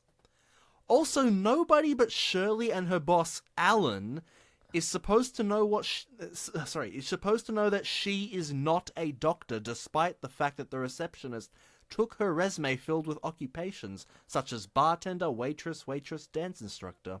Yeah. There are others, but even so, you keep coming back for more. New paragraph. Yum. A few of the one-liner parts have awful acting skills, but even so. End of paragraph. I don't know what that means. That was a whole paragraph, right? I don't know. So 7 out of 10. So what is it about this movie? Maybe it's the soundtrack. IHC/W, but the all Dolly soundtrack is wonderful, and her songs fit each situation as if it were a musical. Oh, yeah. Also, Dolly is a very believable actress, despite the very unbelievable situation. Believing Dolly is a shrink is like believing Whoopi is a nun. You know it's ludicrous, but they somehow get you to accept it and enjoy. You want to believe it! Man, if Whoopi and Dolly teamed up, and it was a crossover movie between that and Whoop-Ollie. and Sister Act, I'd watch it. Some of her advice is like Zen. For example, the one about women and cornflakes. Oh, God. You just don't get it. There is a lot you just don't get in this movie, but you still love it. That's a lot like loving a person, I guess. Man, the cornflakes bit, we didn't even touch on that, but that was amazing. That it? That's all. That's everything. Man, I was touched in my cornflake hole. That's my butthole. That's where the cornflakes come out when I eat them. Right. After I could have made it my mouth hole where they go in, but Jules, you know me. You know me. I thought the corn goes through the ear. Ah, that's corn, not cornflakes. Those are different. That's what they grow in North America. Cornflakes are made out of corn, I'm pretty sure. No, flakes. No, they're made out of corn, the band. Oh, Spelled with a K. Jules just rolled her eyes like, with the K? Oh, not those guys. So, Jules, thank you very much for being a Dolly aficionado with us. Thanks. You can add that to your CV under waitress, cocktail waitress, dance instructor, receptionist, Ice cream radio delivery. presenter, and now Dolly Parton aficionado. Bartek, a pleasure as always, especially that we held hands throughout the whole entire episode. We just could not stop holding each other's hands because Dolly has that effect on you, you know? Sorry for sweating. You're always sweating. It's fine. You're a very sweaty guy. Every time Bartek leaves, I have to just mop down the house. Sweat everywhere. Get it on the ceiling. He's like Mr. Moist in Dr. Horrible's sing-along blog, where his power is only to be very sweaty and dampen things. That's you, Bartek. I only play GTA.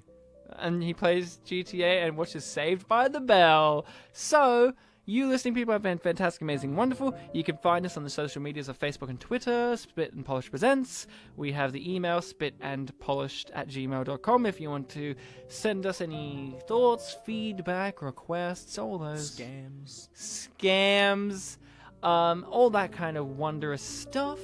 And, if you're listening to us, we're on all the podcast platforming sites, not just the one you're listening to us on, we're on others. We're not on Groove Shark, though, that old defunct streaming music site before Spotify that I used to listen to in high school when I was supposed to be doing work at the school computers. We're not on that one. We're not on MySpace either, but, maybe one day, Bartek, MySpace? Give us a rating and review if you can, or, well, not if you can, you should, or else we'll cut your hands off and replace them with Dolly Parton dolls for hands. And you have to pull the strings on the back for her to sing with your other Dolly Parton hand, and you're gonna be living in a really bad time, in a really bad world. Jolene, you know who you are. So until next time, listening people, remember to be kind to each other, y'all. Ring, ring, ring, ring. Yes? Hey, it's me. I'm Michael Madsen. I've got a problem. Yes? I need someone to listen to me. Listen. To help me with my problem. What's your problem? I think I'm Michael Madsen. That is the worst problem you could ever have in your life.